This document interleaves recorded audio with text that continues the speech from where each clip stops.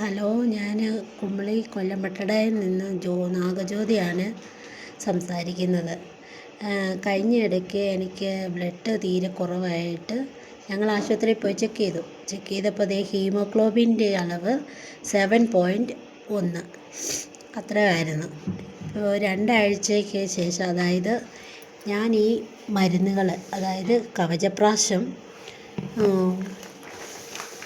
Feeling ക്യാപ്സുളും പിന്നെ feeling സിറപ്പും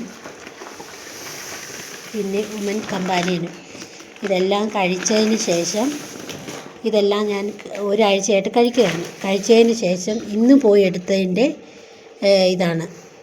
എടുത്തതിൻ്റെ ഹീമോഗ്ലോബിൻ്റെ അളവ് 9.3 ആയിട്ട് ഇൻക്രീസ് ആയിട്ടുണ്ട്. ആദ്യമേ ഞാൻ ഈ പ്രൊഡക്റ്റിനാണ് നന്ദി പറയുന്നത്. ആകെ തളർച്ചയും തലകറക്കമൊക്കെ ഉണ്ടായിരുന്നു എനിക്ക്. അതിനൊക്കെ മാറ്റം ഉണ്ടായി ഇതൊക്കെ കഴിച്ചുകൊണ്ട്. എനിക്ക് ആദ്യമേ ഞാൻ ഈ പ്രൊഡക്റ്റിനാണ് നന്ദി പറയേണ്ടത്. ഈ ഫീലിംഗ് കപ്സിൽ ഇതാണ് ഞാൻ കഴിച്ചത്. ഈ ഗുളിക കഴിച്ചു.